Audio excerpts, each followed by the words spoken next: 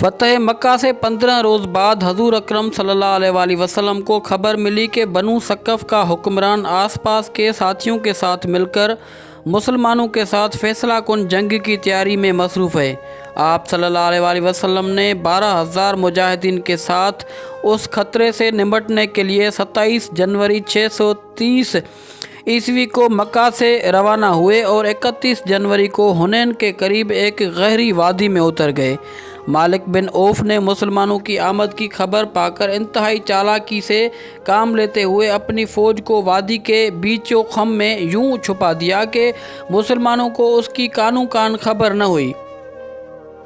1 فروری 630 عیسوی کو اسلامی فوج کا ہر اول دستہ، جس کی قیادت حضرت خالد کر رہے تھے، گھات میں چھپے دشمن سے بے خبر وادی حنین کے تنگ درے میں داخل ہوا۔ طاق میں بیٹھے دشمن نے اس پر تیروں کی بارش کر دی۔ مسلمانوں کے لیے یہ حملہ قطعی غیر متوقع تھا۔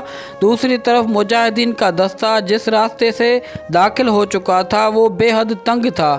مجاہدین پر کئی اطراف سے بے تحاشا تیر برس رہے تھے۔ مسلمانوں کو سنبھلنے کا موقع ہی نہ مل سکا۔ نتیجن ہر اول دستے میں بھگدڑ مچ گئی، گھوڑے بے قابو ہو کر الٹ پڑے۔ حضرت خالد اپنے سپاہیوں کو پکار رہے تھے، لیکن ایسا شور و افراتفری مچی تھی کہ کوئی آپ کی آواز نہیں سن رہا تھا۔ ساتھ ہی آپ چند ساتھیوں کی مدد سے حملہ آوروں کو روکنے کی کوشش میں لگے ہوئے تھے۔ آپ کی توجہ بٹی ہوئی تھی۔ دشمن نشانہ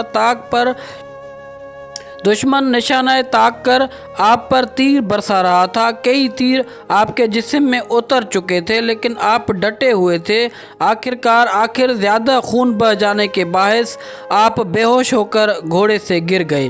اس دوران ہر اول دستے کے پیچھے آتا اسلامی لشکر بھی اس تنگ راستے میں داخل ہو کر گھات لگائے دشمن کے تیروں کی زد میں آ چکا تھا۔ اسلامی لشکر ابھی ناگہانی برستے تیروں سے نہ سنبھلا تھا کہ شکست کھا کر پسپا ہوتا ہر اول دستہ اس سے ٹکرایا۔ اسلامی لشکر میں شدید افراتفری پھیل گئی اور سپاہی ادھر ادھر بھاگنے لگے۔ اس وقت اگر کوئی میدان جنگ میں ثابت قدم تھا تو وہ رسول اللہ صلی اللہ علیہ وآلہ وسلم اور ان کے چند جاننثار اصحاب، جن میں حضرت ابوبکر، عمر، حضرت علی اور حضرت عباس شامل تھے۔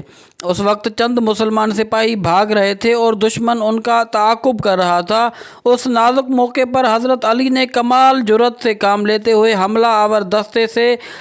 حملہ آور دستے کے سالار کو مار گرایا۔ کئی دوسرے صحابہ بھی پلٹ کر اس دستے پر ٹوٹ پڑے۔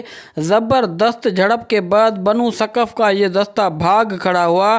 اب جنگ کا پانسا پلٹنے لگا تھا۔ اسی دوران رسول اللہ صلی اللہ علیہ وآلہ وسلم کی نگاہ درے میں پڑے زخموں سے چور بے ہوش خالد بن ولید پر پڑی۔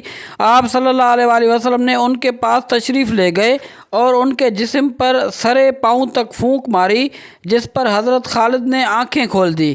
آپ نے حضرت خالد بن ولید کی آنکھوں میں آنکھیں ڈال کر فرمایا، خالد اٹھو، مسلمانوں کو تمہاری ضرورت ہے۔ خالد فوراً اٹھ کھڑے ہوئے۔ آپ صلی اللہ علیہ وآلہ وسلم کے حکم پر خالد بن ولید کے جسم سے تیر نکال کر پٹی باندھ دی گئی۔ رسول اللہ کے الفاظ نے حضرت خالد بن ولید کے جسم میں ایک نئی روح پھونک دی۔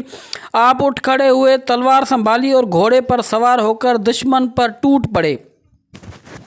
جسم پر بے شمار زخم تھے، لیکن اس مرد میدان کا جذبہ آسمان کو چھو رہا تھا اور ان کا گھوڑا سب سے آگے دشمن کی صفوں میں بجلی کی مانند دوڑ رہا تھا۔ دشمن خالد بن ولید کے وار سے بچنے کے لیے چھپتے پھرتے تھے، لیکن انہیں کہیں امان نہ ملتی۔ آپ کا لباس خون سے سرخ ہو رہا تھا، لیکن آپ اس مہر میں دلیری و جوان مردی کی تاریخ اپنی تلوار سے یوں تحریر کر رہے تھے کہ دشمن حواس کھو رہا تھا۔ حریف قبائل کی کئی نامور سردار حضرت خالد کے ہاتھوں مارے گئے۔ دشمن پر حضرت خالد کی اتنی دہشت بیٹھی کہ کچھ ہی دیر بعد دشمن آگے آگے بھاگ رہا تھا اور حضرت خالد کا دستہ ان کا تعاقب میں تھا۔